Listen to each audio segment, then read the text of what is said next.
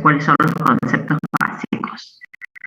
Por eso están acá, bueno, es lo que vimos en la clase pasada, todo lo que tiene que ver con sistemas cognitivos, las primeras definiciones. Hablamos de funciones ejecutivas principalmente, porque el lenguaje ya lo vieron en la guía de estudio. Y mencionamos entonces la motivación ya como parte de ese sistema de búsqueda, sabiendo cuáles subsistemas intervienen, cómo es importante para el aprendizaje todo eso que estuvimos hablando, cómo se integran todos esos conceptos, la autorregulación, el sistema motivacional y el sistema emocional, que funcionan prácticamente integrados.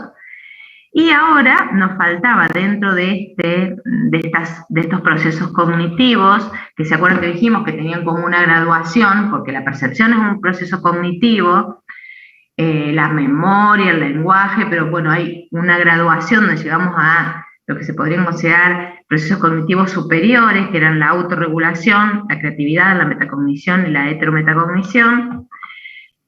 Vamos a hacer hincapié en la creatividad, justamente vamos a desarrollar un poquito el tema de la creatividad y la heterometacognición, como procesos cognitivos ya de un nivel jerárquico superior. ¿Por qué hablamos de eso? Porque para que se dé ese proceso se incorporan el resto de los procesos, sin percepción, sin memoria, sin autorregulación, control del sistema emocional.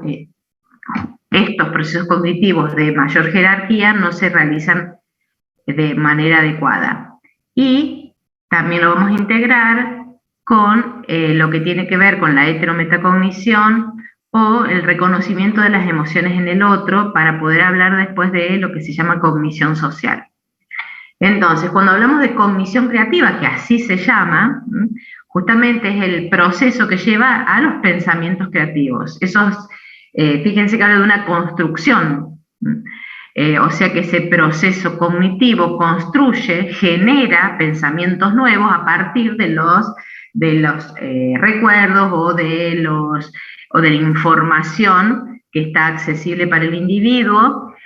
Y fíjense que ahí habla que para generar estos pensamientos creativos hay como un balance entre procesos espontáneos, sería eso de lo que aparece de forma espontánea como pensamiento, y el control de esos pensamientos. Por eso hablamos de un sistema de equilibrio.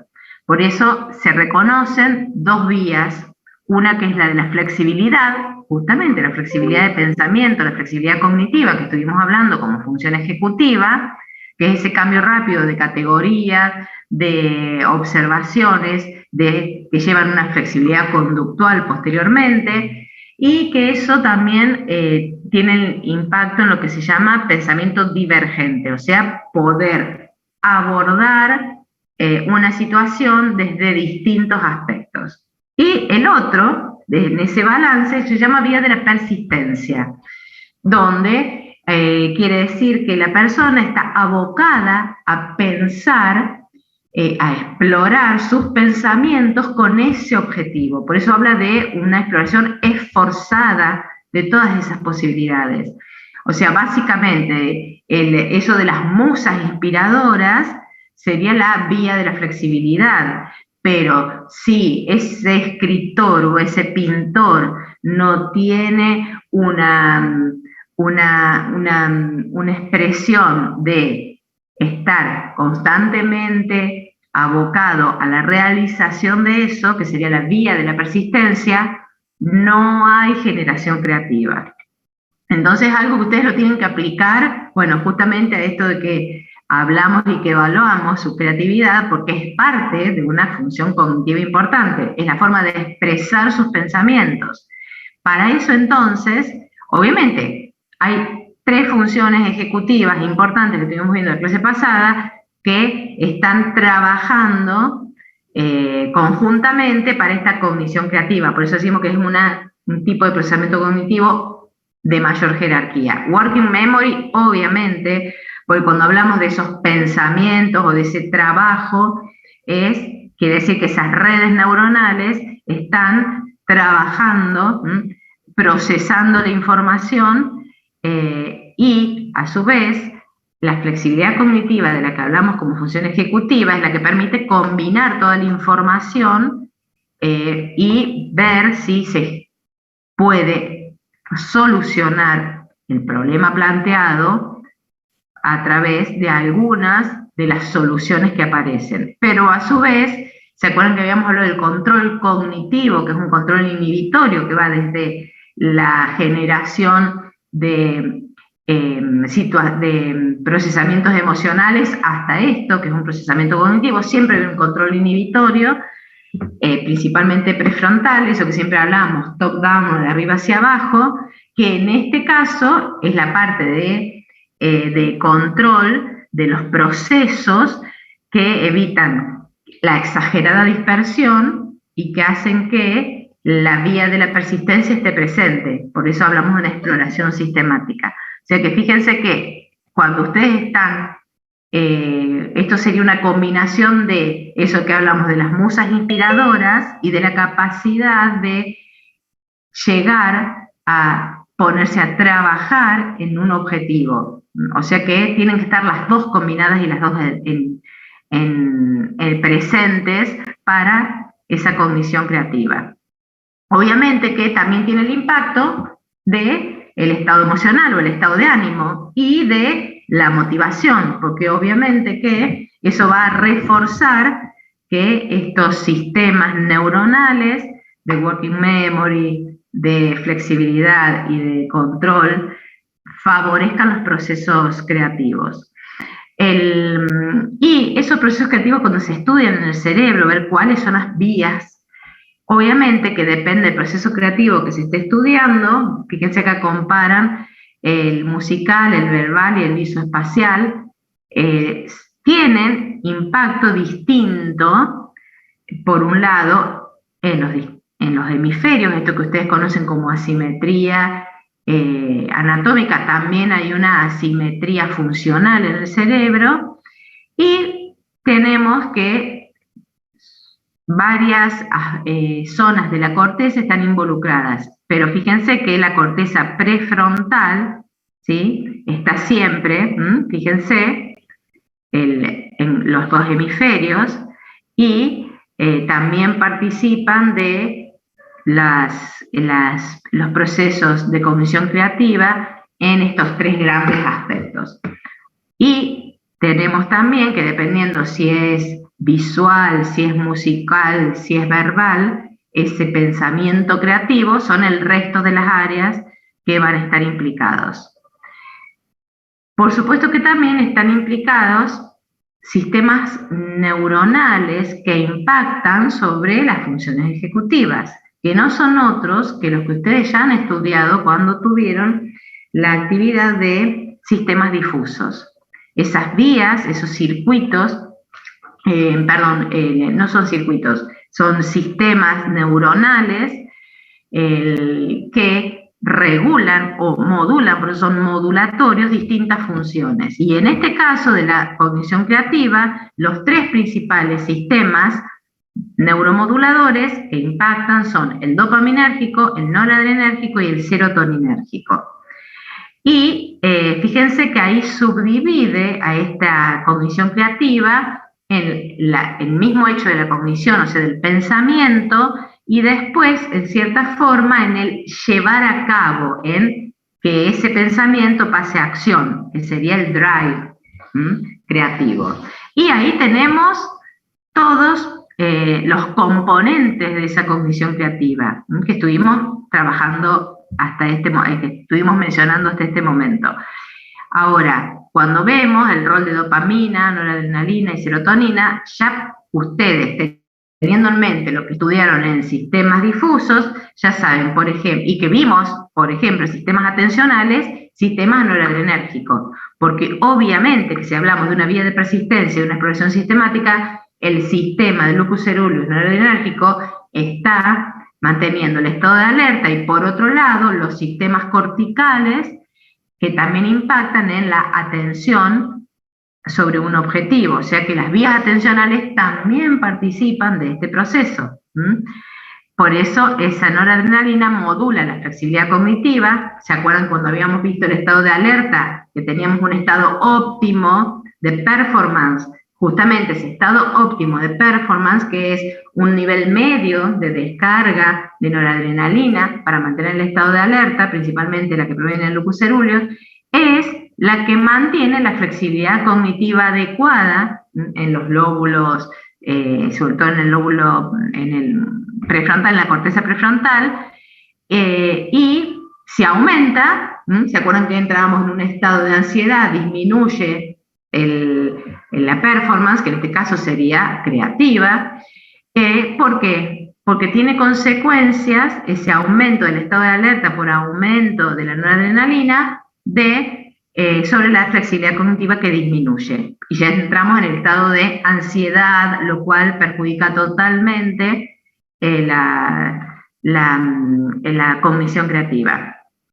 La serotonina, cuando hablamos de serotonina, influye principalmente en el estado de ánimo, como vimos, esa confluencia entre el estado de alerta, entonces, con la noradrenalina, el estado emocional o estado de ánimo a través de la serotonina, y nos falta el de la motivación, que siempre hemos relacionado justamente a dopamina con el procesamiento de las recompensas, o sea que ahí tenemos la vinculación de estos tres sistemas con la cognición creativa. Y justamente ya no hablamos de función del sistema dopaminérgico, sino que estamos mirándolo al revés, cómo se genera ese pensamiento creativo, y entonces podemos explicar dentro de ese cómo el impacto que tienen los sistemas modulatorios difusos, principalmente noradrenérgico, serotoninérgico y dopaminérgico.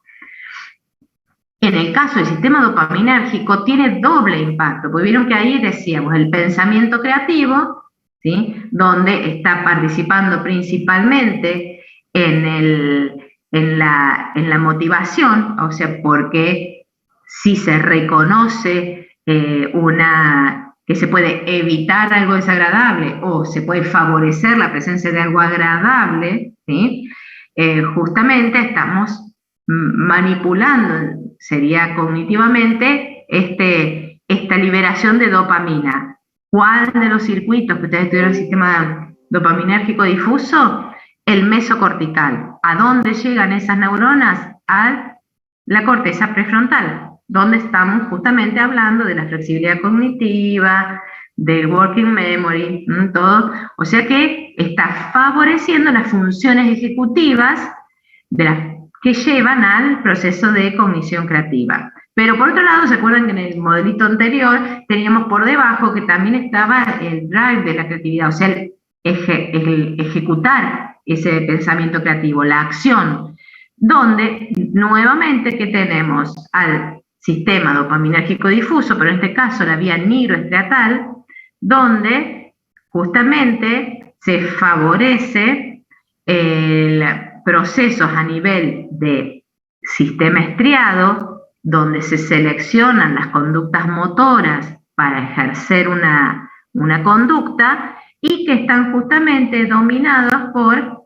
los niveles de dopamina sobre ese circuito de la selección motora, que es lo que conocemos como córtico estriado pálido tálamo cortical. Esas neuronas que llegan desde sustancia nigra hacia esas estructuras de ese circuito son las que van a llevar la información en cierta forma de esta motivación y de estos estados de ánimo en la ejecución de estos pensamientos creativos. Y de ahí viene ese balance que decíamos entre los procesos espontáneos y controlados, que hablábamos de la flexibilidad mental y de la persistencia. O sea que ustedes, cuando estén ahora trabajando de qué forma creativa vamos a presentar el trabajo grupal, tienen dos patas en eso, en ese trabajo cognitivo que tienen que hacer. Por un lado, facilitar pensamientos, la generación de nuevos pensamientos, donde estamos hablando de esa flexibilidad cognitiva. Por lo tanto, no tienen que llegar al nivel de ansiedad en esa curva de performance. ¿Por qué? Porque van a disminuir su flexibilidad mental. Por lo tanto, justamente ahí está la persistencia en esto, de que ponernos a trabajar un rato todas las semanas para generar esta creación, que sería la presentación del PowerPoint, entre comillas, llevándolo a una situación propia de ustedes. O sea, están en juego las dos cosas. Sin las dos, no hay pensamiento creativo y obviamente las performance de las presentaciones decaen totalmente. Sé que ustedes tienen los recursos cognitivos, ahora tienen que aprender a utilizarlos. Eso nos lleva también acá estamos hablando de esta cuestión de la creatividad, y teníamos la otro aspecto, ¿se acuerdan? En estas funciones cognitivas de nivel más jerárquico, que era lo que tenía que ver con el reconocimiento del otro, principalmente con el reconocimiento de las emociones del otro. Y eso se llama cognición afectiva. Por eso habla del conjunto de procesos cognitivos que involucran el razonamiento sobre la emoción. Principalmente, cuando hablamos del otro, ese razonamiento, pues podemos razonar sobre nuestras propias emociones, ¿sí? Y sobre nuestros propios procesos, que sería un procesamiento metacognitivo. Pero también lo que hacemos constantemente es procesos cognitivos donde estamos atribuyendo estados mentales a los otros, al que me rodea. Por lo tanto, estamos haciendo inferencias. Y eso es un procesamiento cognitivo muy importante, porque hacemos inferencias, pues relacionamos el estado mental que creemos que tiene el otro con la situación que está viviendo y el comportamiento que está ejerciendo. O sea que tenemos tres patas ahí que estamos uniendo, y ahí, con esa confluencia de esos tres aspectos, se representa como proceso cognitivo el estado mental del otro. Y justamente es parte de lo que también hablamos en la clase pasada de la inteligencia emocional. Principalmente en este caso, la empatía. Justamente la empatía es en cierta forma ese proceso que uno hace de atribuir estados mentales de otros. Entonces, la definición fisiológica, empatía, desde las neurociencias, es capacidad y tendencia de compartir y comprender el estado interno de los demás. Por eso habla que es una construcción iterativa, que quiere decir que constantemente está volviendo sobre sí misma, y tiene dos circuitos principalmente, que tiene sobre ellos influencia obviamente de la atención y de la historia previa de cada uno. Por lo tanto, fíjense que cuando hablamos de empatía, no hablamos solamente de empatía desde el punto de vista de empatía afectiva, que sería esta primera vía que hablamos de estos circuitos, que es como un circuito de abajo hacia arriba, la empatía afectiva. Porque cuando hablamos de intercambio de experiencias es sentirse como se está sintiendo el otro, sería básicamente. Por eso habla que es automática, rápida, subcortical, o sea que ya me está diciendo que las estructuras tienen que ver con mis propias generaciones de emociones o identificación de emociones que se están activando al observar al otro, ¿sí? ¿Cuáles son? La expresión facial, por ejemplo, que hablamos de la expresión de las emociones. A través de esa expresión, nosotros conocemos y reconocemos en el otro, o sea que es parte de ese reconocimiento de lo que conocemos como empatía afectiva. Y esa expresión evoca en uno una respuesta emocional, también hasta visceral. Por eso es que se habla de intercambio de experiencias. Si la empatía afectiva está desarrollada en el individuo adecuadamente, justamente es sentir lo que siente el otro. Por otro lado, tenemos la empatía cognitiva, que serían esas dos vías o esos dos caminos, que sería como verlos de arriba hacia abajo, tratar de entender qué le está pasando al otro. Por eso es lo que se llama, en otros aspectos de la psicología, mentalización o teoría de la mente. Por eso se dice que es consciente, justamente, es donde se intenta entender al otro, es un proceso donde participan estructuras corticales, donde ahí se hacen justamente estas inferencias desde lo cognitivo, ¿Y qué se hace? Se evalúa la situación en la que está ese individuo, apelando a nuestra misma historia personal y cotejando con lo que está pasando. Esas serían las inferencias, porque una persona puede estar llorando, pero uno determina en esta empatía cognitiva si ese llanto es de alegría o si ese llanto es de tristeza. ¿Por qué? Porque va a depender del contexto. Por lo tanto, ahí es donde aparece esa empatía cognitiva. Obviamente que esa empatía cognitiva se desarrolla tardíamente, o sea, en el niño lo primero que aparece es la empatía afectiva y a partir de los 2, 3 años comienza un poco a desarrollarse la empatía cognitiva, pero obviamente queda totalmente desarrollada después de los 20 años. ¿Con qué tiene correlación? Con lo que estuvimos hablando en la clase pasada, de esa mielinización que termina cercana de la adolescencia, después de la adolescencia. Por lo tanto, fíjense que tenemos dependiendo, por eso en los libros ustedes los pueden encontrar con distintos nombres, porque depende si viene desde las neurociencias, desde la psicología, desde lo que se conoce como teoría de la mente. Entonces, se pueden observar distintos aspectos, pero en todos, ¿qué tenemos? Que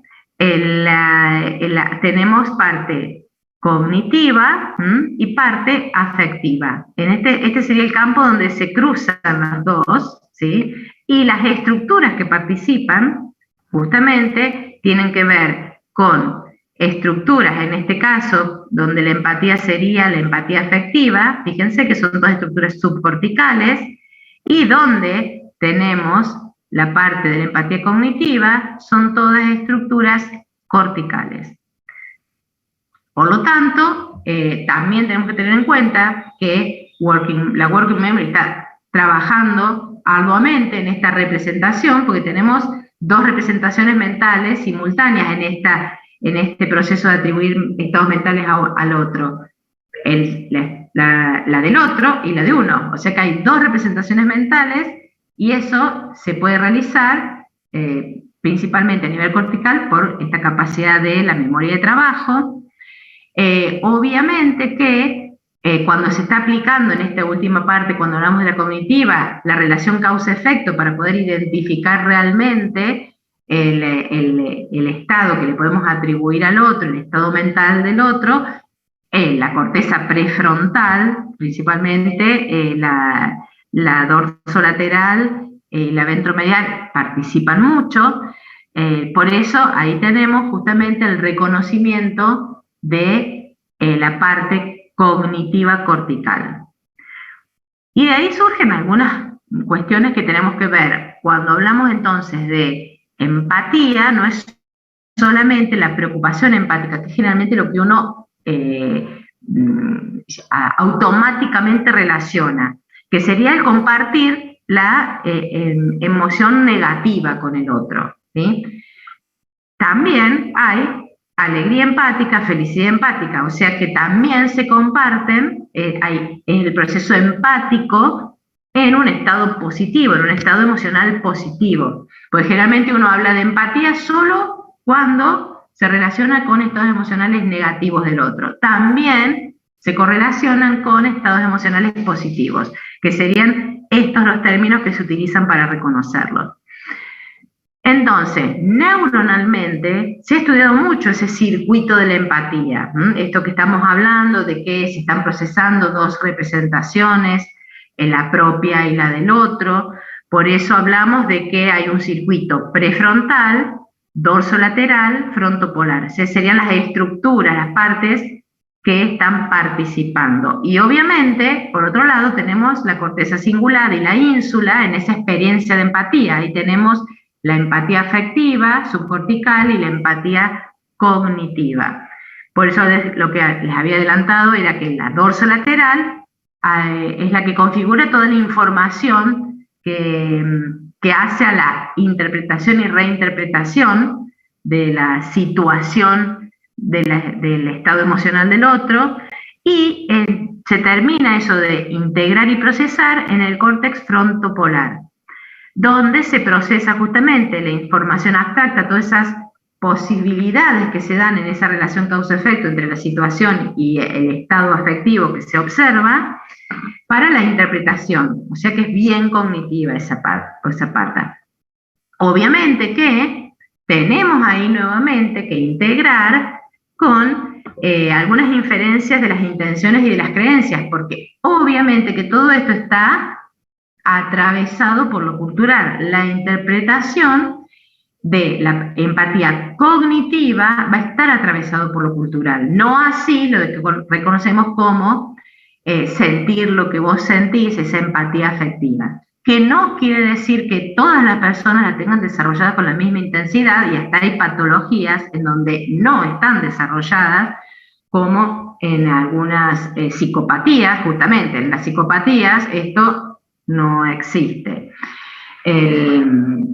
Y obviamente que el área que, dependiendo si es esa empatía, si estados negativos o positivos, van a ser partícipes de distinta forma. Por eso acá hablamos de una empatía emocional en situaciones negativas y positivas. Fíjense que no son exactamente las mismas que participan. Otro circuito importante que posibilita la interpretación de lo que está haciendo y lo que le está pasando al otro es lo que se llama circuito de imitación. Y sería un circuito en lo que participan un tipo especial de neuronas que se llaman neuronas espejo. Y fíjense que en este caso el circuito es cortical, pero es entre áreas temporo-parieto-frontal premotoras, ¿sí? Fíjense que es totalmente distinto al anterior. ¿Cómo se descubrieron estos circuitos y por qué se llaman neuronas espejo? Porque se observó en los estudios imagenológicos que cuando se está observando un acto motor de una persona, se activan en las mismas neuronas en nuestra corteza premotora. O sea que hay un reconocimiento, justamente como si fuera un espejo, del acto motor que está realizando la otra persona. Pero fíjense que ese reconocimiento no es sobre, por ejemplo, si alguien está tomando algo o moviendo algo, no se está identificando el objeto. ¿Cómo se hace eso por la corteza visual o por la corteza auditiva si se está haciendo ruido? ¿Sí? Que sería el procesamiento que ustedes vieron en el trabajo práctico de estos especiales. Sino ni tampoco el recorrido del movimiento, sino la interacción entre el movimiento y el objeto. O sea que por eso se traduce esa información como el objetivo del acto motor, la intencionalidad del acto motor. Esto es lo que hace que podamos interpretar la intencionalidad del acto motor del otro, al activarse en nosotros las mismas neuronas premotoras. Y esa activación es automática, o sea, no es consciente, no es un acto, se realiza en la corteza, pero no es un acto consciente, no es un acto del pensamiento. Y cuando se comenzó a estudiar estas neuronas espejos, ya esas que se activaban al observar al otro actuando, se encontró que había neuronas que se activaban por la visión, algunas visoespaciales, o sea, por la ubicación de ese movimiento en el espacio. Y había otras que se activaban por la valoración de la acción.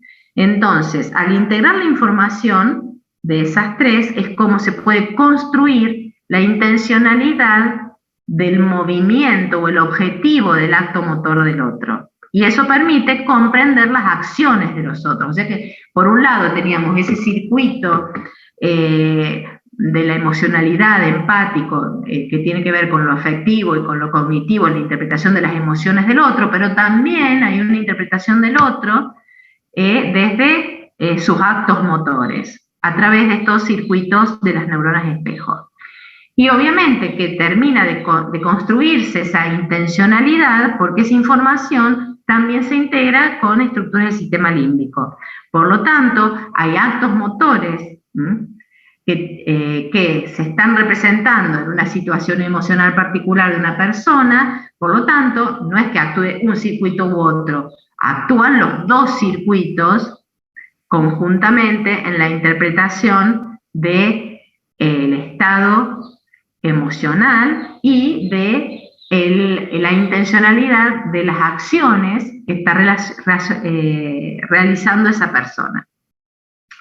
Esto es muy importante en lo que vamos a ver ahora, que se llama cognición social y aprendizaje. El rol de estos circuitos de la empatía y de las neuronas espejo. Por lo tanto, acá tenemos estas tres estructuras que hablamos, temporo, parieto, frontal. Acá que tenemos la información, en este caso, porque es muy visoespacial, ¿no? Porque principalmente se da cuando se ve, también se encontraron algunas que se activan con el sonido, pero principalmente es ante la visión que esa información, fíjense que se comparte en ese circuito en el lóbulo parietal y la parte frontal inferior, que es la corteza, específicamente en la corteza premotora.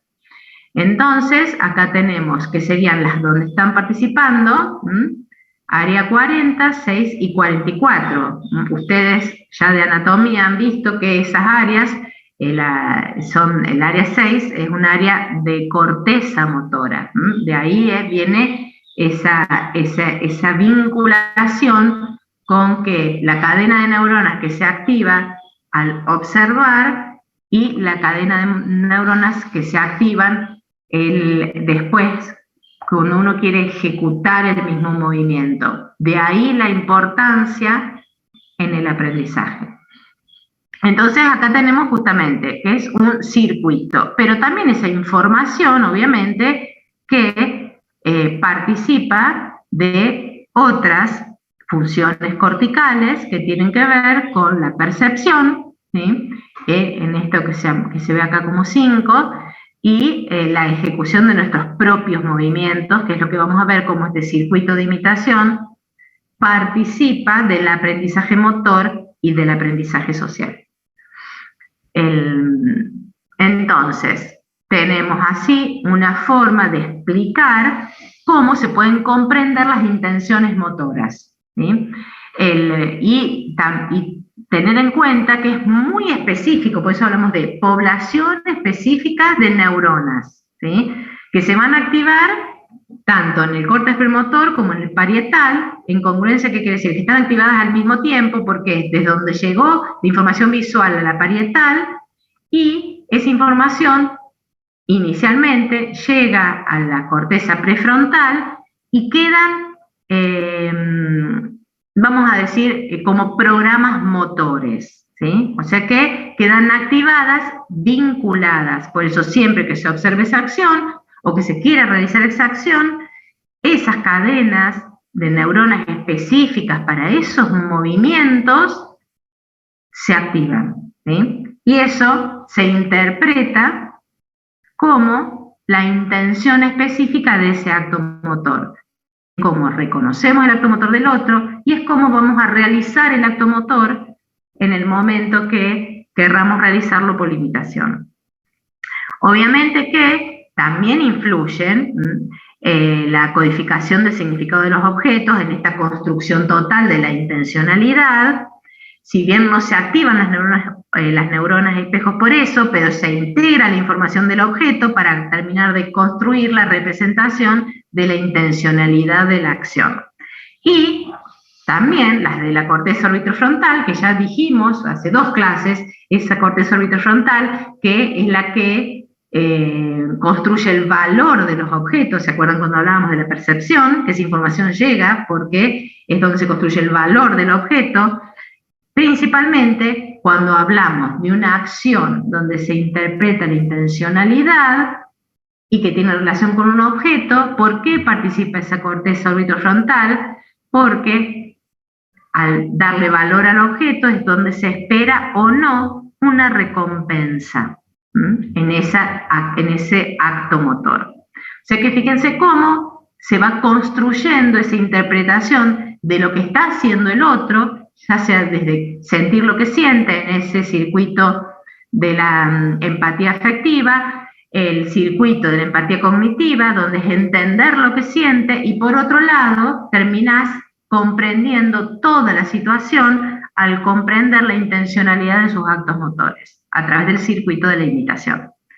Y eso nos lleva justamente a el rol de todos estos circuitos integrados aún más en lo que se conoce como cognición social.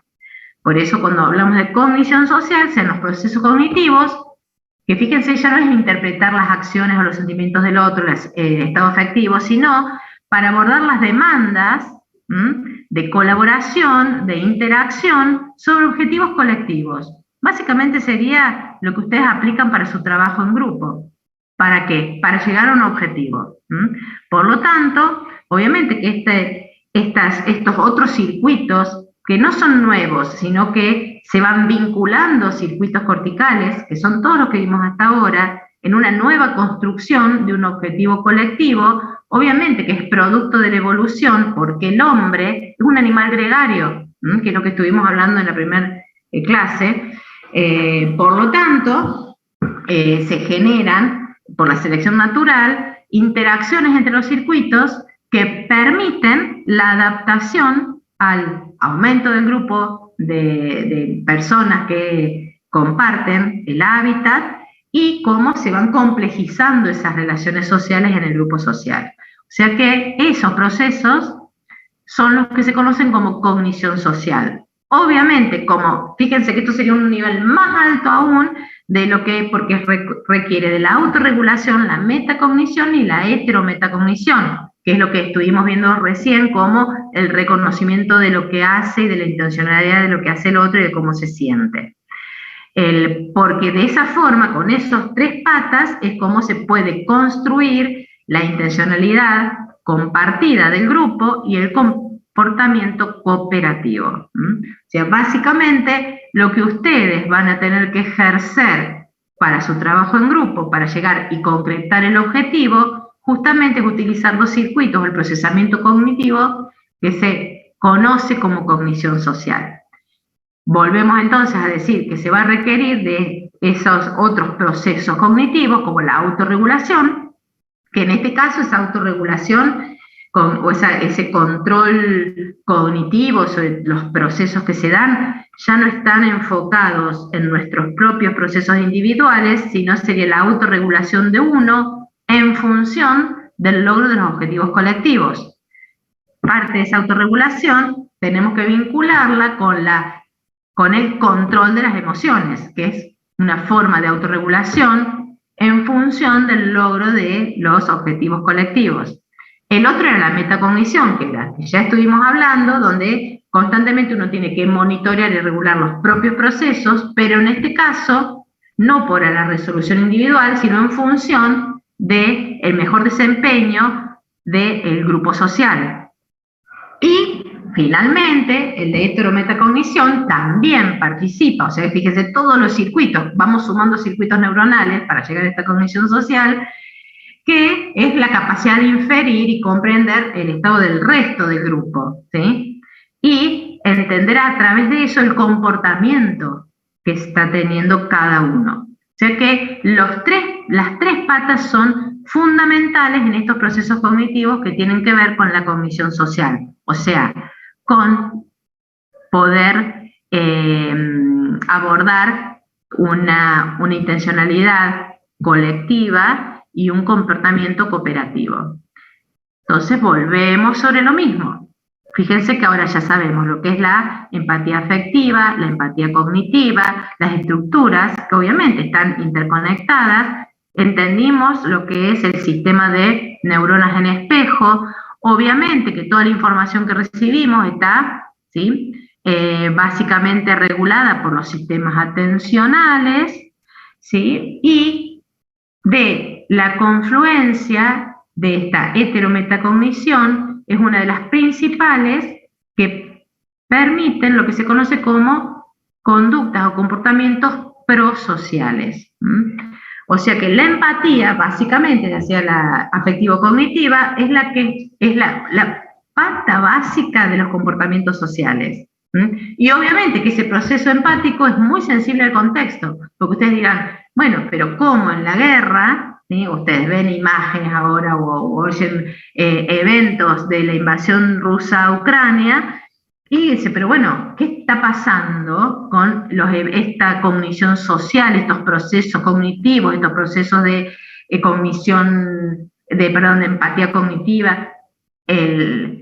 No quiere decir que ese contexto adverso elimine estos circuitos, pero el contexto justamente ambiental hace que, por ejemplo, la empatía cognitiva, ¿sí?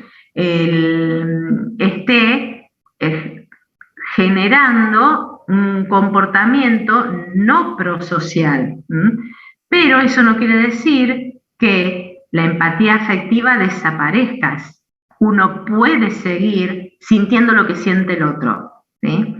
Pero justamente decimos que es sensible al contexto porque eso es totalmente superado por, en parte, la empatía cognitiva y sobre todo por el resto de los procesos que hacen a la resolución, porque en ese caso, piensa en un contexto de guerra, tenemos, en ese caso, dos intencionalidades compartidas y comportamientos cooperativos en pugna.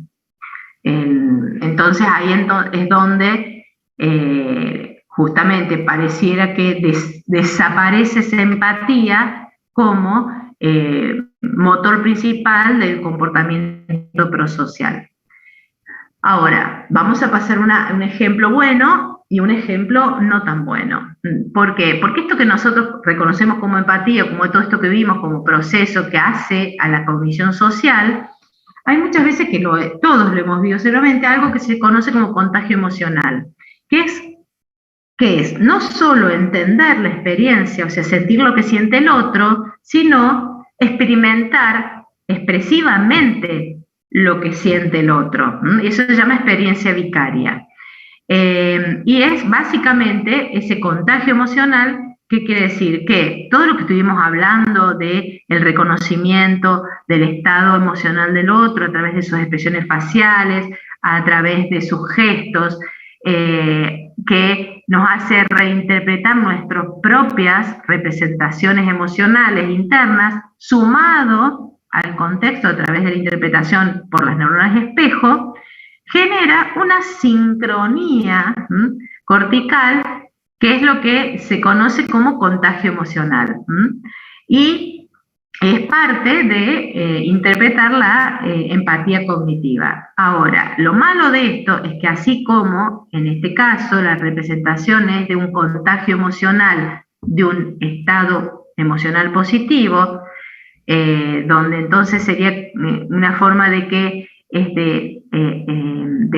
ese estado afectivo se transfiere por esa interacción social. O sea, acá estamos teniendo cognición que tiene que ver con la emocionalidad que participa y también la cognición social, cómo es impactada por el contagio emocional, por la interacción social. También se dan contextos en los que ese contagio emocional es, por ejemplo, de situaciones de depresión, que es lo que ahora se llama depresión contagiosa. Justamente es el contagio emocional, pero de un estado emocional negativo, ¿sí? Porque se desencadena por el entorno social, ya sea el entorno social en el reconocimiento del otro, por eso acá tenemos el reconocer las intenciones, las emociones, desarrollar empatía y generar esa cognición social. Todos esos circuitos que participan de estos procesos cognitivos también llevan a que se expresen estados emocionales negativos como la depresión, así como pueden ser estados emocionales positivos, también estados emocionales negativos. Obviamente que todo esto hay que sumarle la interpretación o el impacto del contexto, porque esto que vimos, todo esto es impactado por el contexto en el que viven las personas. Y obviamente que todo esto termina impactando en ¿qué? En la toma de las decisiones sociales. Esto que se acuerdan que hablábamos de cognición social, donde uno tiene que manejar a través de la autorregulación, la metacognición y la heterometacognición, ese objetivo compartido y esa conducta cooperativa, también implica una toma de decisión, porque toda conducta previamente tiene una toma de decisión. Y esa toma de decisión de que depende del valor objetivo y subjetivo que se acuerda en el grupo, y que obviamente exactamente pasa lo mismo cuando se habla de una conducta individual. Por lo tanto, fíjense que para la toma de decisiones, ya sea individual o social, que se va a expresar en un comportamiento, ya sea un comportamiento social o un comportamiento individual, se requiere este proceso, que es el que se llama toma de decisión. Representar el conjunto de opciones de elecciones disponibles, asignar valor subjetivo a los resultados esperados, o sea, no al evento, sino al posible resultado, seleccionar la opción que se considera más adecuada, evaluar el resultado y actualizar las representaciones a través del aprendizaje.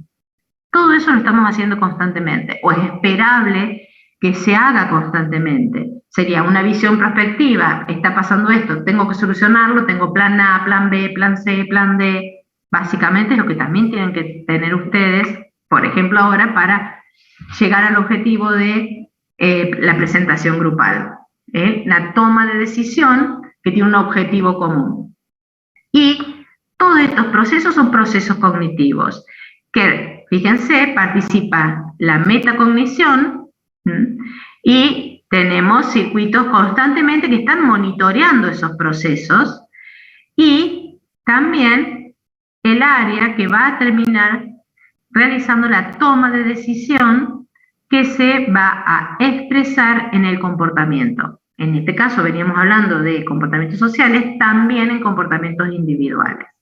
Por lo tanto, tenemos que tener en cuenta el impacto de la motivación en esta toma de decisión que va a terminar expresando un comportamiento.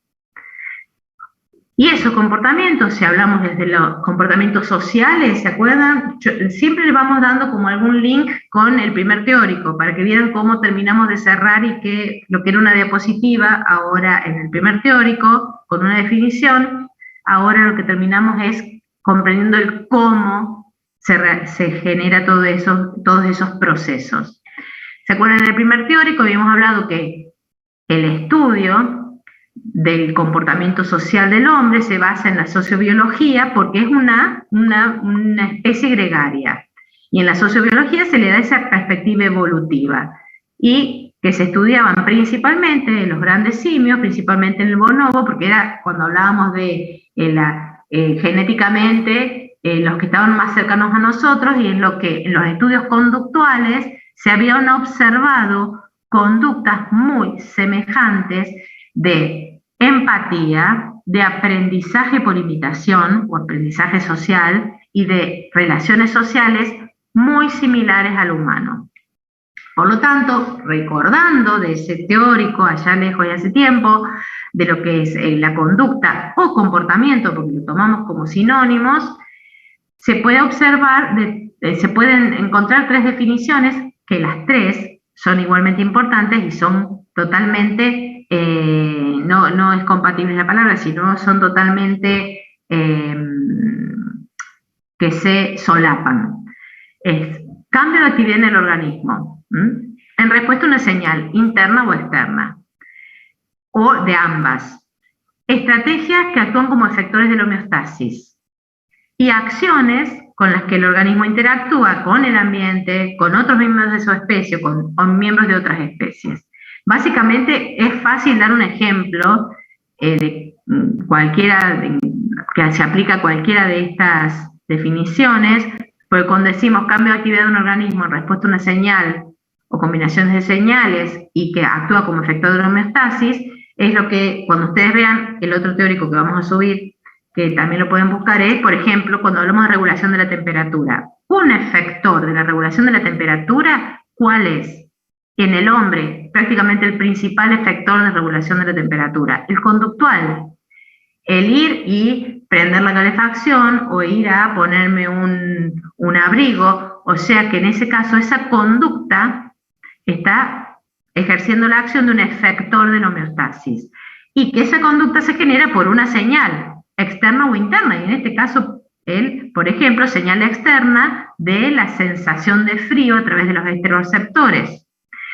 Y dice que interactúa con su ambiente. ¿Qué quiere decir? Que estoy modificando el ambiente, o sea, cerrando la puerta, prendiendo el aire acondicionado, la calefacción, dependiendo el estímulo, o con miembros de otras especies, traigo al perro que me caliente los pies. O sea, fíjense que con el mismo ejemplo, que es regulación de la temperatura, estamos aplicando las tres definiciones, que parecen distintas, pero atienden todas a lo mismo.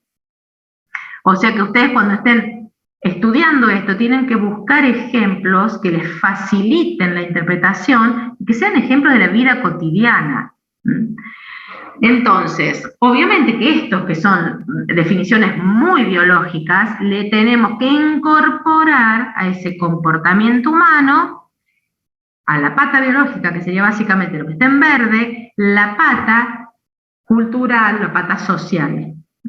¿Por qué? Porque esa conducta o comportamiento humano está impactada en lo biológico por lo cultural o lo social, como vimos recién, que el contexto de una situación es determinante en la expresión de una cognición afectiva o de una cognición social. Por lo tanto, si lo llevamos como a niveles de jerarquías dentro del sistema nervioso, acá ¿qué tenemos? ¿Qué estuvimos viendo? Fíjense que nosotros empezamos de arriba hacia abajo. ¿Qué vimos? Vimos el control ejecutivo, todo lo que tiene que ver con el pensamiento, con todas las funciones cognitivas que tienen relevancia social, que tienen impacto en la motivación y el estado emocional y que se terminan traduciendo en acciones motoras que son las que observamos como conductas o comportamientos. O sea que hemos estado trabajando sobre este nivel y trabajamos sobre el nivel emocional. Vamos ahora a ver un poquitito más porque es para integrar, porque de motivación hemos nombrado muchas veces. Vamos a terminar de cerrar el tema de motivación y cuando hablamos de funciones motoras, no vamos a hablar de las funciones motoras, como dice acá, de la anatomía, del movimiento, no, vamos a hablar de la acción como conducta en el teórico. El resto, ustedes lo ven en los trabajos prácticos y en las guías de autoestudio. Entonces, cuando vemos en esa última etapa, que es lo que nos falta ver ahora, que es la ejecución, la acción, que se visualiza a través de un comportamiento, tenemos que entender que todo lo que sabemos hoy de comportamiento humano viene de dos escuelas que empezaron estudiando la conducta del comportamiento como dos visiones totalmente distintas. La de Konrad Lorenz, Tinbergen y von Frisch, y la de Watson, Pavlov, Skinner y Tordinke. ¿Por qué se los nombro? Porque cuando estudiemos, cuando ahora veamos cada tipo de comportamiento, está vinculado a los estudios originales que realizó cada uno de estos investigadores, todos, algunos biólogos, otólogos desde este lado, de la escuela de la etología, que estudiaban los organismos en su ambiente natural, y psicólogos y médicos que la observaron la conducta de la psicología comparada, que estudiaban en el laboratorio. Obviamente que finalmente eso que parecían dos escuelas o vertientes totalmente separadas y hasta que se oponían en sus visiones, terminan siendo confluyentes, porque no hay forma de explicar la conducta de cualquier especie por separado, terminan siendo confluyentes. Y todos ellos, ¿cómo será el impacto? Que todos recibieron el premio Nobel de medicina. Y de allí, de esas dos escuelas, salen los modelos más conductistas, que eso es lo que se aplica a la educación, a terapias conductistas de psicología y a las cuestiones más cognitivas, que sería la interpretación de los procesos que median los eventos mentales.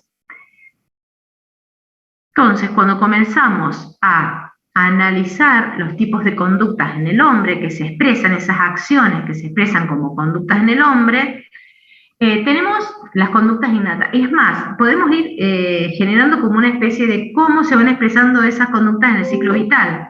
Conductas innatas, ¿sí? ¿Qué son? Actos motores que se realizan siempre ante el mismo estímulo de la misma forma. Por eso se les dice estereotipados. Quiere decir eso, que ante el mismo estímulo se realizan de la misma forma. Responden a lo que se conoce en toda la bibliografía que ustedes tienen como arco reflejo. Incluye el somático y el vegetativo, ¿sí? Son patrones o son circuitos que son heredables, o sea que en todos los humanos se realizan de la misma forma. Y son antiguos filogenéticamente, o sea que vienen representados en ese cerebro triuno desde el tronco, desde el cerebro reptiliano. ¿Por qué? Porque son las conductas innatas que hacen a las necesidades básicas para mantener la vida. Y comienzan a desarrollarse, algunas de estas conductas ya se visualizan en el feto. Y lo que se expresa como conducta también recibe el nombre de programa motor en formato de patrón fijo de conducta. ¿Qué quiere decir? Que siempre se realiza de la misma forma. Y, como decimos, esas conductas innatas son las que se realizan, las que se ejecutan ante estímulos que tienen que ver con funciones vitales. Alimentación, protección, postura, expresión de las emociones. Todo eso que cuando hablábamos de estados emocionales y de emociones, la expresión de las conductas que había estudiado Darwin, no es otra cosa que una conducta innata. Y después tenemos que son reflejas, son circuitos reflejos. Ante un estímulo se ejecutan siempre de la misma forma, por eso podemos reconocer la emoción en el otro. Las relacionadas con la alimentación, desde el neonato, la conducta ¿por qué es taxia? Porque es un movimiento reflejo de búsqueda del pezón, la aprehensión, el reflejo de aprehensión, o sea, todo lo que ustedes, o reflejo del moro, eso que ustedes evalúan en el neonato, cuando han estudiado en APS o cuando estudian en pediatría, que se utiliza para evaluar la condición del neonato, son todas conductas innatas, que se están generando de una manera exógena para la evaluación clínica, pero se realizan. ¿Por qué son valoradas, utilizadas para la valoración clínica? Porque teóricamente, al ser conductas innatas o patrones fijos de conducta, se deben realizar, se deben ejecutar esas acciones en todos los neonatos de la misma forma. Obviamente que en esta cuestión donde estamos hablando de cuestiones de biología básica, de etología, de neurofisiología, de clínica, de psicología, fíjense todas las disciplinas que a través de las cuales se puede abordar este tema, empiezan a aparecer sinónimos, como digo, sinonimias. Por ejemplo, el reflejo flexor somático, que ustedes vieron en el trabajo práctico, es una conducta innata, ¿sí? Es una conducta de protección innata, que si lo vemos desde el punto de vista bien neuroanatómico, se le puede decir que es un reflejo involuntario que genera como un movimiento retirar la mano o lo que es del estímulo nocivo. O sea que tenemos un arco reflejo, por eso dice responden al concepto de arco reflejo. ¿Por qué? Porque en este caso esa conducta innata tan sencilla de retirada se puede representar muy fácilmente porque es un reflejo, literalmente es un reflejo. Ahora, esos reflejos son los más sencillos. También se generan circuitos neuronales que generan secuencias de movimientos que también son innatas, que son movimientos coordinados, rítmicos, ante un mismo estímulo, que ya sea interno o externo. Y esto, al ser rítmico y coordinado, eso ya está hablando de que esos circuitos se están conectando por núcleos o conjuntos de neuronas en algún lugar central, como es la médula, o como es el bulbo, que generan patrones. Por eso se habla de patrones centrales generadores, que pueden estar regulados por centros superiores. Esos automatismos también son conductas innatas, como reflejo de rascado, reflejos de defensa más complejos que el de retirada, el reflejo de succión o masticación y el reflejo de locomoción. O sea, no son más que lo que se conoce a veces como, desde la neurofisiología, desde la neuroanatomía, como reflejos vulvares o movimientos automáticos involuntarios. Son conductas innatas. Y obviamente que la modelización es más compleja porque implican circuitos que se comunican a través de estos grupos neuronales generadores de patrones.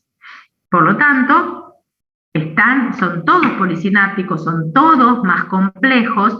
Por ejemplo, está modelizando el del rascado, el de la masticación, donde tenemos, en este caso, conjuntos neuronales que están justamente manteniendo a nivel vulvar esa ritmicidad, y el de la marcha, ¿sí? Que no es más que, en cierta forma, ese reflejo flexor con el de inhibición recíproca, que se van dando en forma alternada y coordinada. ¿Coordinadas por quiénes? Por un conjunto de neuronas que se encuentran, en este caso, a nivel del mismo segmento en la médula espinal. O sea que son todas expresiones de automatismos que no son más que conductas innatas.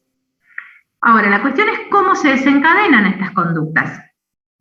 O sea que siempre hablamos de un estímulo. Dijimos que es estereotipada porque ante el mismo estímulo se ejecutan de la misma forma. O sea que es un estímulo especializado, y obviamente, como toda la fisiología, siempre ese estímulo tiene que tener una suficiente intensidad para activar el circuito, ya sea el circuito reflejo más simple como el automático, que es una cadena de neuronas. Ese estímulo se llama estímulo señal, desencadenante o estímulo clave. Depende si lo dice la neurofisiología, si lo dice la psicología o si lo dice la etología. Por eso pueden encontrarlo de las tres formas, son sinónimos. Este ejemplo siempre se los doy porque es donde se puede integrar varios de los conceptos que vimos hasta ahora. Si ustedes observan las imágenes que les voy a mostrar ahora, quiero que me digan qué tienen en común y qué desencadenan en ustedes, que son los que la están observando. Generalmente, cuando los puedo oír, porque estoy en presencial, estoy oyendo en este momento una expresión emocional, ¿sí?, ante estas imágenes. Y hay algo que tienen estas imágenes en común, ¿sí?, que si ustedes las observan nuevamente, ¿qué tienen en común? Es el tamaño de los ojos. Justamente, Walt Disney ya lo sabía, por eso lo utiliza, para desencadenar en el observador una reacción, tanto emocional como conductual. O sea que, en este caso, el estímulo señal, que es básico para ¿qué? Para una cuestión vital, que es el cuidado parental. O sea que esos ojos grandes son el estímulo señal o desencadenante o estímulo clave para dos cosas: la expresión innata de las emociones y la activación de las conductas de cuidado parenteral. O sea que, fíjense que todo esto que les estoy diciendo es muy utilizado por el marketing, por los publicistas, porque detectan cuáles son los estímulos que generan estados emocionales en el otro y conductas en el otro. Obviamente que en este caso estamos hablando de un estímulo señal o desencadenante exógeno, que viene dado. El exógeno puede ser del ambiente o de otros organismos. Ahora, lo que encontraron los etólogos en el ambiente natural era esta situación, que ante un mismo estímulo, que ustedes lo están viendo ahí, se observaban distintas conductas. Porque acá tenemos el estímulo. Tenemos en la primera imagen la cebra, y tenemos la conducta de acecho de la leona. En la otra tenemos la conducta de caza de la leona. Pero en la siguiente tenemos una leona parada, aunque le pasan un montón de cebras, y en la otra, en la última, tenemos un león bebiendo con la cebra. O sea que es como que se les caía esta cuestión de el estímulo desencadenante, que era siempre el mismo, para conductas vitales como es la alimentación, siempre como si el mismo estímulo está presente, que es la cebra, pero se está generando una expresión distinta de la conducta. Por lo tanto, ahí comenzó a observarse que no es solo el estímulo externo, el desencadenante clave, sino que los etólogos hablaban de un factor interno que modifica la expresión de la conducta. Y ese factor interno, acá lo podemos ver, que son las señales endógenas. O sea que ese estímulo desencadenante está, pero va a terminar dependiendo de la señal endógena, o sea, del estímulo endógeno, va a ser el clave para la expresión de la conducta. Porque si la señal endógena es la de hambre, va a generar esa conducta apetitiva de acecho, esa apetitiva es de búsqueda, eso que como del seeking, que habíamos visto la otra vez, de búsqueda de alimento, y la conducta consumatoria, que es esta que vemos acá, que es la de la ingesta. Básicamente es lo mismo que cuando estamos nosotros haciendo que sentimos hambre, vamos caminando hacia la alacena o la heladera, y la consumatoria, que es cuando elegimos lo que vamos a comer. Es exactamente lo mismo, es la misma secuencia, donde ese factor interno que hablamos los etólogos ya conocemos, que es la señal de hambre, ¿sí? Entonces, que hay un mensajero químico que llega al cerebro. Actualmente se conoce hasta el nombre de ese mensajero químico, ¿sí? O sea que es literalmente un factor interno. Ahora, si ese factor interno, esa señal endógena, determina que no es hambre, sino sed, la conducta apetitiva es la de búsqueda de agua y la de ingesta de agua es la conducta consumatoria. Por lo tanto, se desvía totalmente de la conducta que tenía que ver. El factor endógeno es el que termina modificando la expresión de la conducta y determinando la expresión de esa conducta. Y otro factor clave, que es el factor guía clave de la expresión de esa conducta, es la motivación. Por eso dijimos, vamos a volver a lo que conocemos como motivación. Nuevamente hablamos de un proceso que determina la dirección y movilización de los recursos en esa acción o conducta. Cuando hablamos de dirección es que establece el objetivo, básicamente. O sea, el objetivo de búsqueda, fíjense que ahí le marca, o el de evitación. O sea, también la motivación viene por el lado de evitar que ocurra algo. Y siempre en pos de concretar un objetivo. Y en esa motivación, desde la cuestión más neurocognitiva de la psicología, están como ahí casi iguales que de los estímulos clave exógenos y endógenos.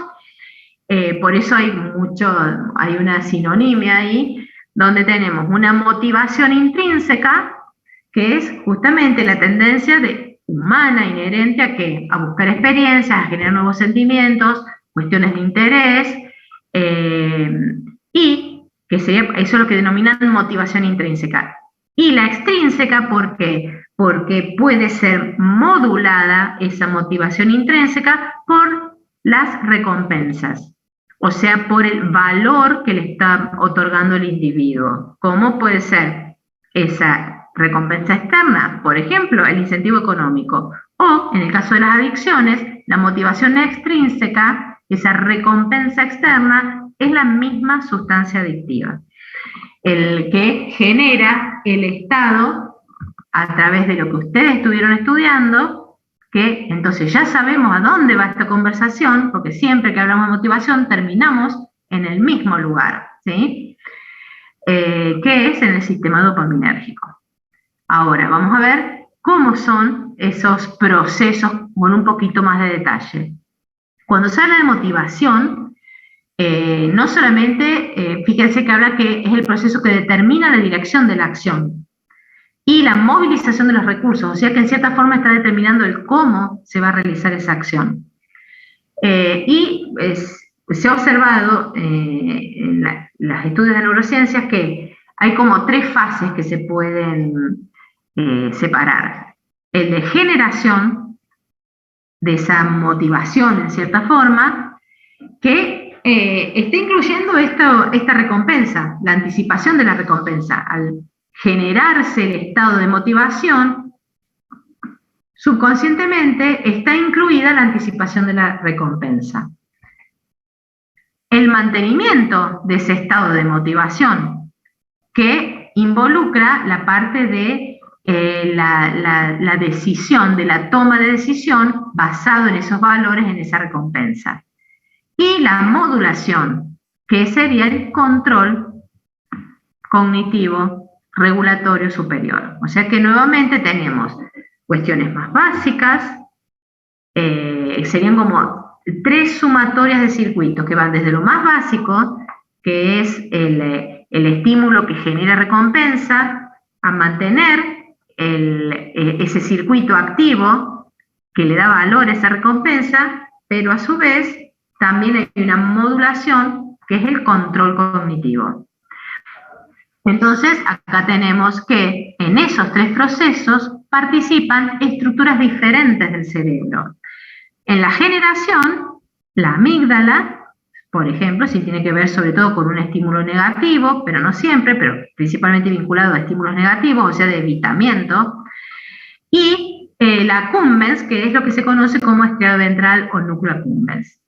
En el mantenimiento, principalmente, la corteza orbitofrontal, porque se acuerdan que ahí llega la información y se determina de otorgar valor al objeto o a la situación, y en la regulación de esa motivación, principalmente que tenemos áreas corticales, principalmente la prefrontal y la corteza singular, donde tenemos la representación de nuestras emociones, nuestro estado emocional, y la representación del estado externo. O sea que ahí tenemos la parte cortical que regula esa motivación. Estos procesos se dan constantemente, en cada acto, en cada conducta nuestra, se están dando estos procesos constantemente. Y entonces, si los ubicamos anatómicamente, acá tenemos el área tegmental ventral. ¿Por qué aparece el área tegmental ventral? Porque, como se les adelante, siempre que hablamos de motivación, como ustedes vieron, y de recompensa, estamos hablando del sistema dopaminérgico, de esos sistemas difusos, modulatorios difusos. Y en este aspecto, la participación principal es del área tegmental ventral, y acá que tenemos esos tres niveles que vimos recién, donde principalmente en uno actúa el núcleo accumbens, que da valor el órbito frontal, y el dorso lateral, que es lo que está llevando a esa dirección de la acción, en esa acción que es para cumplir un objetivo. Si vamos a un nivel más básico, donde se empezó a estudiar todos estos circuitos, que es principalmente en los ratones, después en los monos, después muchas de eso se aplicó al hombre, y ahora con los estudios de imágenes se está estudiando cada detalle de este tipo de conductas. Pero este es un ejemplo muy práctico, porque además, para que vean que esto que estamos hablando se puede traducir a ejemplos concretos. Por ejemplo, en el ejemplo concreto tiene que ver con la conducta reproductiva. Entonces, se habla de una motivación sexual, una recompensa sexual y un proceso de unión de pareja. En ratones estamos hablando, o sea, en su ambiente natural. ¿Qué tenemos acá representado en este cerebro de ratón? ¿Se acuerdan que son lisocorticales? ¿Qué quiere decir? Que tienen pocas circunvoluciones, pero tienen una corteza prefrontal, muy poquito. Acá tiene el sistema límbico, área tegmental ventral, o sea, esas neuronas dopaminérgicas, y núcleo accumbens, que es parte del estriado. Este núcleo accumbens es chiquitito, pero es el que está determinando la mayoría de nuestras conductas. Es muy chiquito y muy importante. Entonces, cuando aplicamos todos estos conceptos al comportamiento reproductivo, en la primera etapa, esta motivación sexual, hablamos de un reconocimiento por señales químicas, de las feromonas o circanuales, porque acá tenemos que incorporar principalmente en los animales que tenemos etapas reproductivas vinculadas a la glándula pineal, que nos está traduciendo el largo del día y el largo de la noche. O sea que todo eso influye en la primer parte, que es en la búsqueda de la pareja y la motivación a través de las señales químicas, la activación de los circuitos neuronales, principalmente ¿cuáles? El mesolímbico dopaminérgico, que acá lo tenemos, que inerva el núcleo accumbens. Obviamente que eso lleva a que se genere esa cuestión motivacional generada hasta ahí, lleva al acto consumatorio. ¿Se acuerdan? La conducta consumatoria. Y le dábamos el ejemplo de buscábamos la comida y después la ingeríamos, en este caso es la búsqueda de la pareja, y después que es la conducta consumatoria sería el apareamiento. Durante el apareamiento se induce un estado de recompensa a través de la liberación de opioides. O sea que los opioides que se liberan durante el apareamiento están impactando en parte del sistema de recompensa y eso refuerza la vinculación entre el estímulo, que fue la pareja sexual, y el acto. Y a su vez, si son especies monógamas, se libera otro mediador químico, que es la prolactina, durante el apareamiento, que activa áreas del cerebro que generan el reconocimiento y la unión de esa pareja monoparental. Por lo tanto, fíjense que tenemos el mismo circuito que en el hombre, en el caso del motivacional, es representado en un animal donde podemos explicar a través de estos circuitos y de la interacción de esos núcleos con distintos mensajeros químicos la motivación sexual, la recompensa sexual y cómo eso impacta en las especies monógamas en el mantenimiento de la pareja. Obviamente que hablamos de la liberación de dopamina en esa área tegmental ventral, que termina impactando, fíjense acá, este verde, en la corteza prefrontal, y el nivel de dopamina que se libera a través del área tegmental ventral y impacta en el núcleo accumbens, que está acá, que inerva la corteza prefrontal, sería como el nivel de anticipación de recompensa. O sea que ya se ha detectado que debido a ese estímulo que se genera una acción, esa acción a través de los niveles de liberación de dopamina es lo que está señalizando la gratificación, o sea, la recompensa por esa acción. Por eso, cuanto más dopamina se libera, más señal de recompensa, por lo tanto, en la anticipación de esa acción, ya le está diciendo al cerebro que va a tener recompensa. Esa es parte de la explicación de esa primera fase, que es la fase 1, que habíamos hablado. ¿Se acuerdan? La fase 1, generación vinculado a un estímulo, hablamos, ¿no? Que incluye la anticipación de la recompensa. Este sería básicamente el mecanismo. Pero después hablamos que hay que mantener esa mantención de la motivación en el tiempo, ¿sí? Y eso, principalmente, que tenemos acá, el área tegmental ventral, esto es accumbens o estriado ventral, y acá tenemos partes de la corteza, premotor, orbitofrontal, singular, que obviamente están hiperconectadas, son circuitos paralelos que tienen que ver con cuestiones cognitivas, motivacionales y emocionales.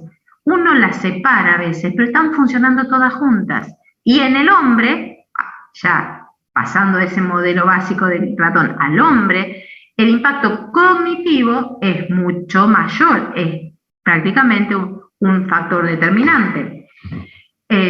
Por lo tanto, la conectividad de ese núcleo accumbens con la corteza orbitofrontal es lo que media la valoración de ese estímulo y de esa situación que liberó dopamina, ¿sí?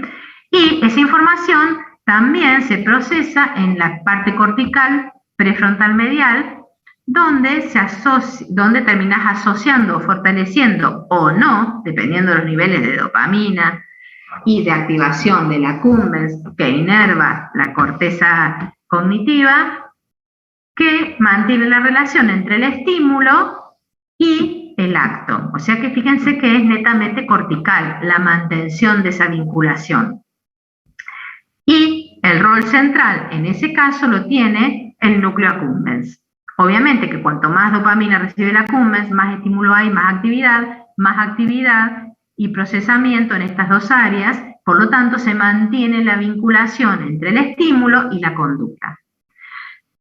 Y, sobre todo, en el hombre, el estado emocional va a terminar modulando esta motivación, porque esto hablamos de un circuito motivacional que generalmente se estudiaron por separado, pero cuando empezaron a verlos conjuntamente, vieron, comparten un montón de cosas, porque fíjense, cuando hablamos de todo lo que es el estado emocional de una persona, tiene mucho que ver con el mismo procesamiento de información y que obviamente que dependiendo de la representación emocional de la persona en ese nivel cortical va a ser el procesamiento, o sea, el estado emocional termina impactando en que en sí esa construcción, ese fortalecimiento de la relación entre el estímulo y la recompensa, ¿se mantiene o no se mantiene? O sea, básicamente es muy distinto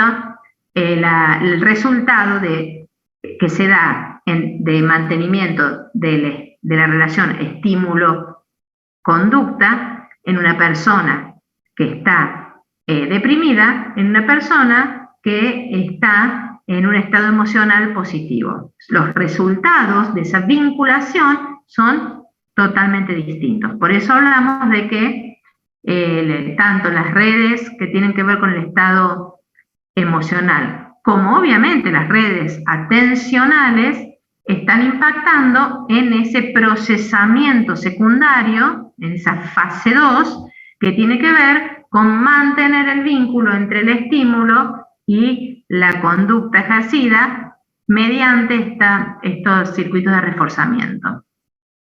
Y obviamente que tenemos esa área tegmental ventral, ese sistema dopaminérgico, que participa tanto de los sistemas emocionales como motivacionales, y también ahí es donde impacta el sistema opioide. ¿Se acuerdan de esa que nombrábamos recién en los ratones? También en el humano, ese sistema favorece la consolidación de esa vinculación en este sistema motivacional. Y a veces es tan fuerte que salta digamos, fases de la conducta y lo lleva a una conducta consumatoria directa, cuando ese sistema opioide está muy activado.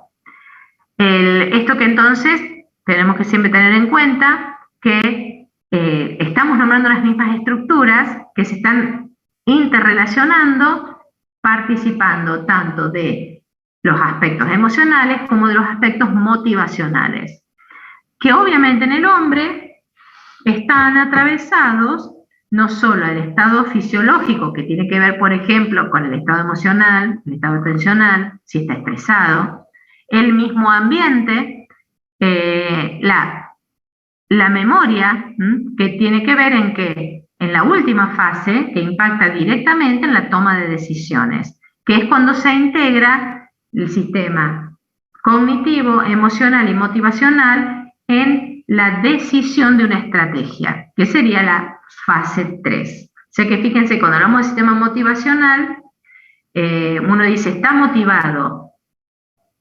Todas las cosas que ocurren en ese cerebro cuando decimos está motivado. Y lo más importante es que, si bien uno habla de no estoy motivado, es lo correcto, no estamos reforzando ciertas actividades, pero los reforzadores esos reforzadores que vienen de afuera, esos reforzadores externos, también tienen impacto en que estos circuitos se mantengan. Si lo llevamos a educación, los reforzadores, que son la obtención de una acreditación en una asignatura, una buena nota, ¿sí? Obviamente que todo esto es lo que va a estar reforzando esos circuitos, pero sin la motivación endógena que hayamos visto, esos reforzadores no están reforzando, no pueden reforzar nada. Por lo tanto, tenemos ahí que la motivación es principalmente un circuito que está regulado por la emoción y por la cognición de cada individuo. Entonces, volviendo a lo que habíamos estado hablando, esa imagen que les mostré de los ojos grandes, donde decíamos esto es el estímulo clave que genera una expresión de emoción y genera, en ese caso era una conducta de cuidado parental. Si ven esta imagen, también genera un mecanismo de expresión innato, que es la de emoción del miedo, y genera una conducta paralelamente, que es la lucha, huida o parálisis, dependiendo de la historia de cada individuo. Obviamente que también se pueden dar procesos que lleven a que se cambie el comportamiento, ese comportamiento innato ante el peligro, ¿a través de qué? De los procesos de aprendizaje. Y esos son los que llamamos conductas adquiridas. Ya vamos terminando, vemos las conductas adquiridas básicas y terminamos. Entonces, conductas adquiridas, hay varios tipos de conductas adquiridas. Y nosotros expresamos todas las conductas innatas y todas las conductas adquiridas. Obviamente que con distinto nivel de impacto. Una conducta adquirida, la más sencilla de todas, que es una forma de aprendizaje, es la habituación o sensibilización. La habituación, que es dejar de responder cuando el estímulo es siempre el mismo, ¿sí? Y eso tiene que ver con un principio básico de en las neuronas, que hay una integración para cualquier acción motora, que en este caso, por ejemplo, la habituación que se estudió en este caracol marino es donde se comenzó a estudiar todo lo que tiene que ver con el aprendizaje, y como esta primer etapa de la habituación ante un estímulo repetido, ¿qué se obtuvo cuando se estudió fisiológicamente? Esta expresión de que en un momento dejas de responder ante un estímulo al que antes respondía, cuando el estímulo es siempre igual. ¿Qué es? Porque en la habituación, las neuronas que están integrando el circuito de la respuesta motora se dejan de generar la liberación del neurotransmisor, o sea que deja de expresarse de esa forma la conducta. Y lo opuesto pasa cuando hablamos de sensibilización. Es donde la respuesta se exacerba ante un mismo estímulo. Y más se exacerba cuando aumenta la intensidad del estímulo. Y eso es típico en algunas, sobre todo estímulos auditivos en el hombre, donde podemos sensibilizarnos ante el aumento de ciertos ruidos, donde dependiendo del estado atencional, principalmente acá, esto que tenemos acá, sistema atencional colinérgico, que estamos desviando la atención o no a la presencia de ese ruido. El ejemplo típico es, si tenemos un reloj cercano, nunca oímos el tic-tac del reloj, salvo que le prestemos atención. Y a partir de ese momento, cada tic-tac del reloj, sobre todo en ciertos contextos, como es en el contexto de inducción del sueño, se sensibiliza, pasamos a tener un estado de sensibilización ante ese estímulo que en otras circunstancias no se queda registrado. Y eso pasa también por el circuito atencional. Otra de las conductas más básicas de aprendizaje, que es un bridge entre una conducta innata y una de aprendizaje, es lo que se llama, justamente, se llama aprendizaje preprogramado, que es el que estudió Conrad Lorenz en las aves, donde justamente la conducta se da de una forma muy intensa, en la que el ave que rompe el cascarón reconoce como padre, como el que le va a dar el cuidado parental al que está al frente. Puede ser otra ave, puede ser un humano. Eso fue lo que corroboró Conrad Lorenz en la cría de los gansos. Él lo hizo con los gansos y los gansos lo reconocían a él como el progenitor. Eso se llama impronta filial. También hay una impronta sexual que permite reconocer a los miembros del otro sexo de la misma especie. Y se habla que es un aprendizaje preprogramado porque obviamente si eso sucede al momento del nacimiento, los circuitos neuronales ya están presentes, pero no está determinado el estímulo que active ese circuito. Por eso es preprogramado. Y en el humano, justamente la teoría del apego se basa en esta conducta de impronto troquelado, donde justamente se observa que los recién nacidos, los neonatos, en este caso no es visual, porque no es el visual el sentido más desarrollado, sino que es principalmente olfativo, es donde se desarrolla esa impronta filial, pero fíjense que hablamos de que es un periodo temprano y breve, es al momento del nacer, y es breve porque es muy corto en el tiempo en el cual se puede activar este circuito preprogramado por el estímulo que lo señaliza. Y justamente en eso se basa la teoría del apego y muchas de las conductas médicas que favorecen justamente que apenas nazca el bebé se lo apoye en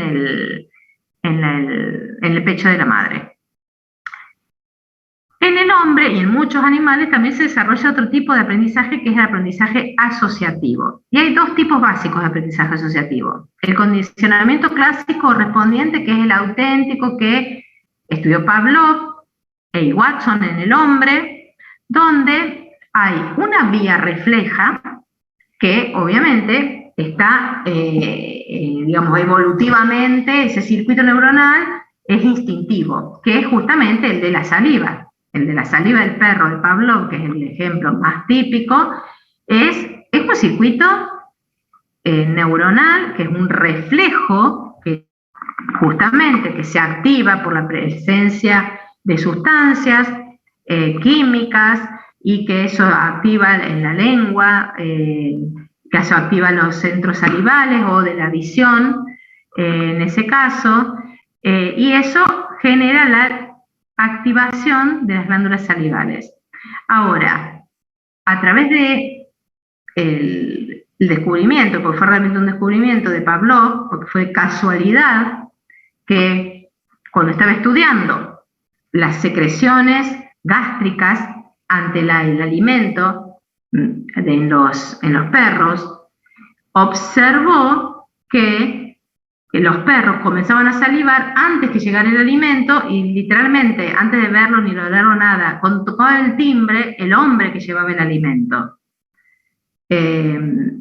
Por lo tanto, obviamente lo más importante, tuvo esa capacidad de observar algo que no estaba en su proyecto y entonces generó la hipótesis de este tipo de aprendizaje donde se asocia a ese circuito que ya está establecido por la naturaleza y la evolución, como en este caso el de secreción salival, se asocia a otro estímulo que no desplaza al otro, porque cuando al animal le pone la comida en la boca o la huele, saliva. Pero a su vez, cuando el animal oye la campana, también saliva. O sea que se genera una conexión entre ese nuevo estímulo que condiciona a ese circuito ya establecido. Por eso se llama condicionamiento clásico correspondiente.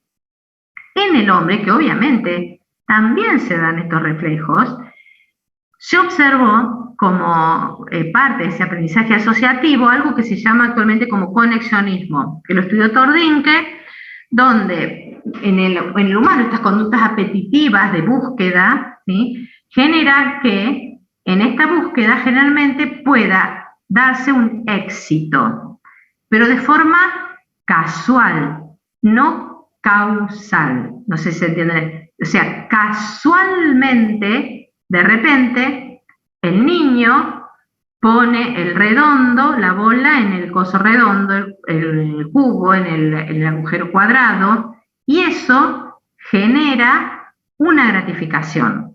Entonces, ahí se genera un vínculo entre esa acción y esa gratificación interna.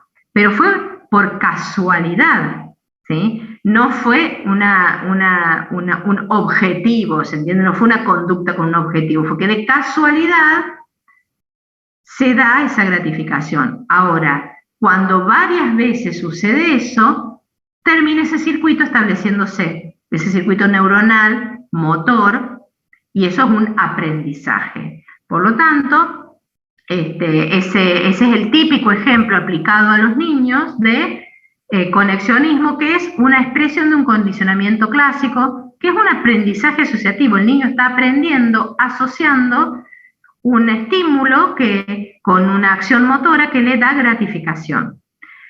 Y obviamente esa conexión nerviosa nueva es flexible, se puede modificar, no está programada genéticamente, por eso se dice condicionamiento. Ahora, si no se mantiene en el tiempo, se pierde esa conexión nueva. O sea que si durante mucho tiempo ese perro no oyó el timbre cuando le daban la comida, al tiempo va a sentir un timbre y no va a salivar. O sea que se pierde la conexión nueva establecida si no se...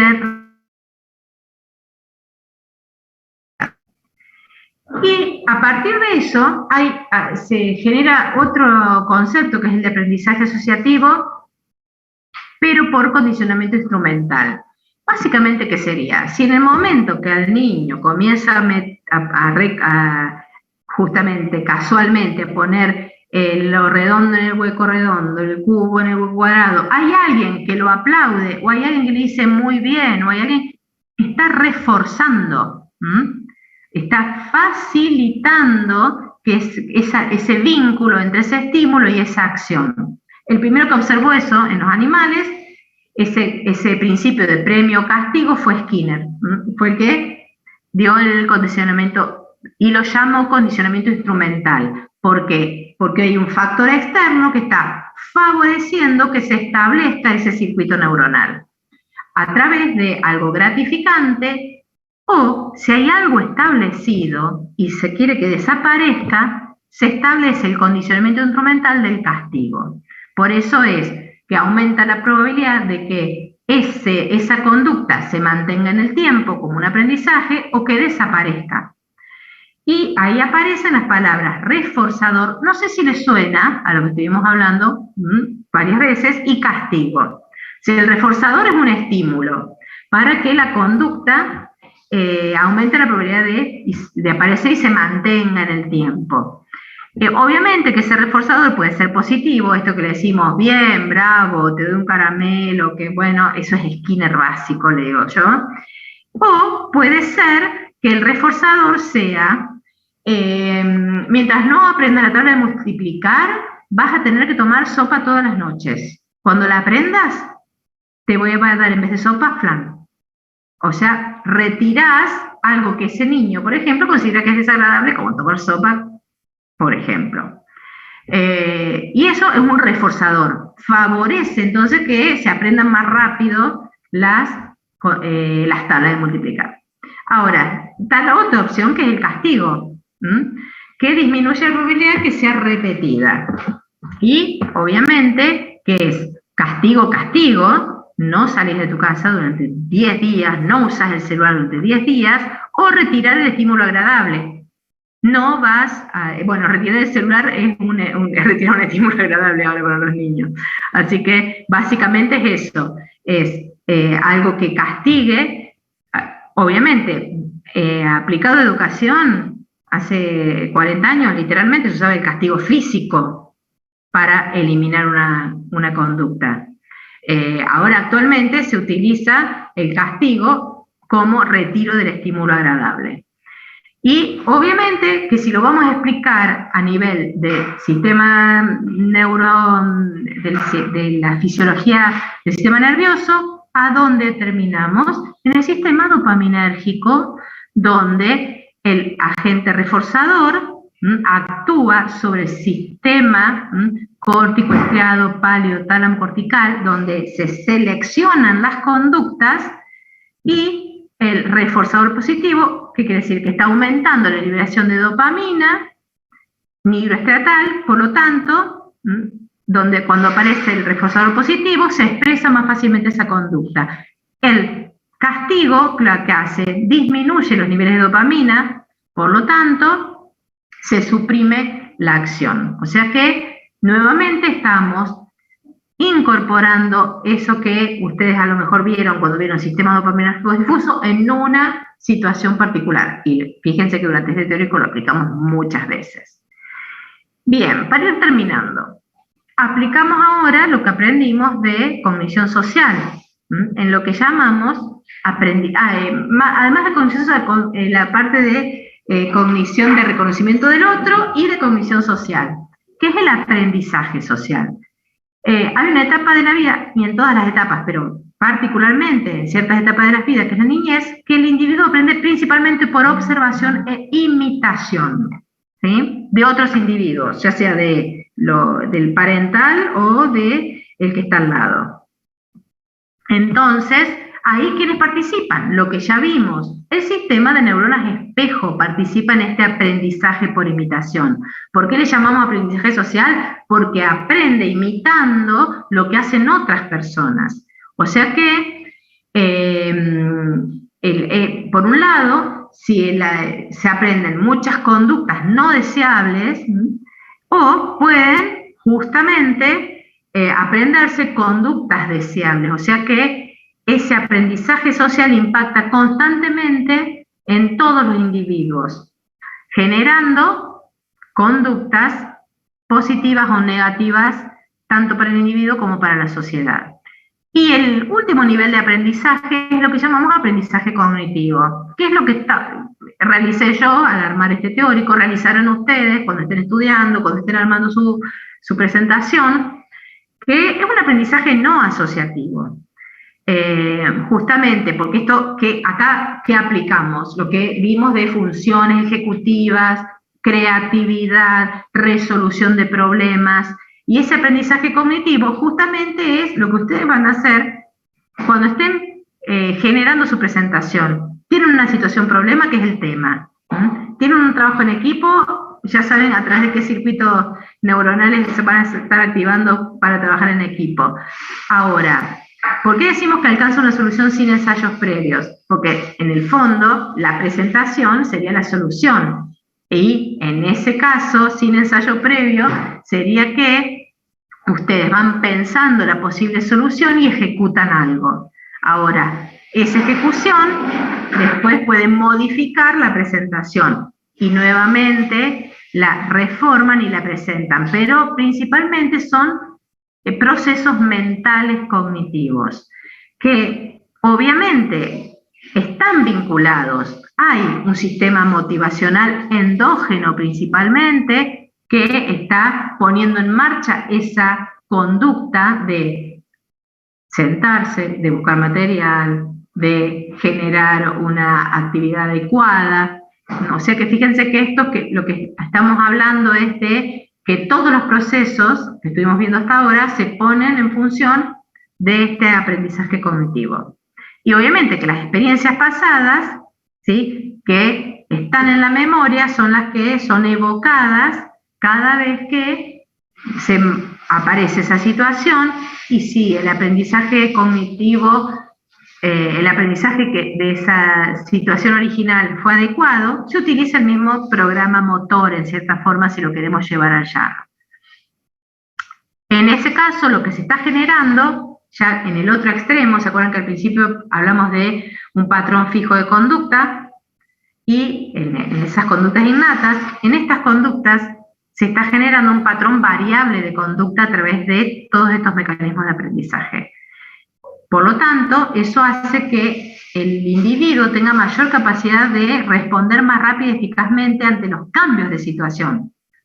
Obviamente que todo eso mediado por lo que hablamos antes de flexibilidad cognitiva. Y al aprender y quedar en la memoria, disminuye el riesgo de cometer fallos. Que obviamente eso también es evaluado, ¿se acuerdan? Por esa corteza ventromedial, y a su vez los resultados son evaluados por la órbita frontal en la valoración de las situaciones. Así que todo se pone en marcha cuando estamos trabajando a través del aprendizaje cognitivo. Finalmente, todos estos procesos que vimos en la clase pasada de esta clase, todos los procesos cognitivos solamente pueden desarrollarse en estado de conciencia. Entonces, ¿a qué llamamos conciencia? Fisiológicamente, capacidad de reaccionar ante estímulos del medio interno o externo e integrarlos a las redes neuronales. En ese estado de conciencia, entonces, vamos a ver dos componentes. Reactividad de la conciencia, que se da principalmente en la estructura básica, es el tronco cerebral, y el contenido de la conciencia que se da justamente en todos estos procesos que vimos, que son los hemisferios cerebrales, principalmente la corteza cerebral. Cuando hablamos de reactividad de conciencia, ¿qué procesos son los que nos interesan? El despertar, mediados por el SARA, mediados por todos los procesos que hacen el despertar, que quienes participan ahí, ya lo vimos, sistemas modulatorios difusos, por ejemplo, noradrenérgicos, colinérgicos. Y ahí tenemos entonces la diferenciación entre el despertar, que es la reversión del estado del sueño al de vigilia, y el nivel de activación o vigilancia, que es lo que veíamos cuando tenemos esos niveles adecuados de noradrenalina que mantienen la performance. Por ejemplo, cuando hablábamos de creatividad, estamos hablando del nivel de activación o vigilancia. En el caso de los contenidos de conciencia, son los que expresamos con las conductas, con los pensamientos. Esos son los contenidos de la conciencia, que obviamente se pueden expresar en estado de vigilia, pero también se expresan durante el sueño. Por eso pasamos del estado de vigilia al sueño, pero en el sueño también se pueden expresar algunos contenidos a través de los sueños vívidos. Y todo eso se da gracias a que todos los procesos que estuvimos viendo en las últimas clases, que tienen que ver con la integración de todo lo que son impulsos sensoriales, exógenos, endógenos, en la interocepción y en todos los procesos cognitivos.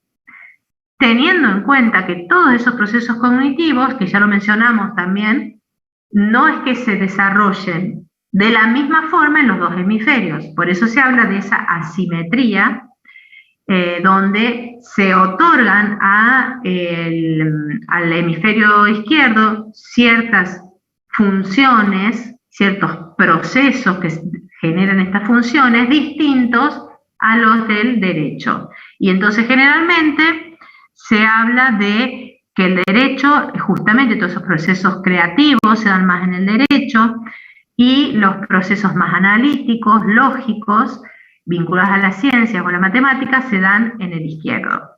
Ahora, cuando se estudian cada uno, en el fondo, se ven que eso que nosotros relacionamos con lo cortical también se da en esa lateralización o asimetría en otros procesos que se dan en otras estructuras del encéfalo, y acá justamente es lo que está acá representado, donde en azul se muestra cuando se desarrolla en el hemisferio izquierdo y en verde en el hemisferio derecho.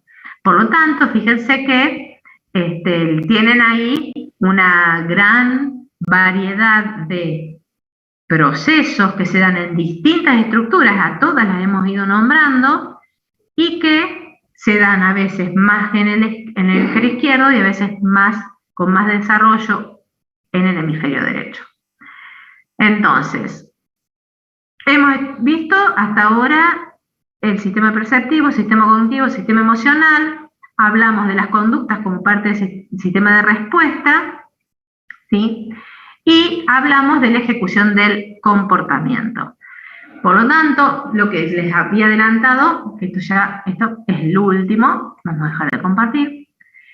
Lo que les había estado adelantando es que más adelante lo que vamos a hacer es ir integrando varios de estos conceptos en las situaciones particulares que se ven en la unidad temática 12. Como dijimos, estrés, donde aplicamos todo lo que vimos hasta ahora en una situación de estrés agudo, de estrés crónico, y altura. Así que esas son dos situaciones donde se integra toda la fisiología.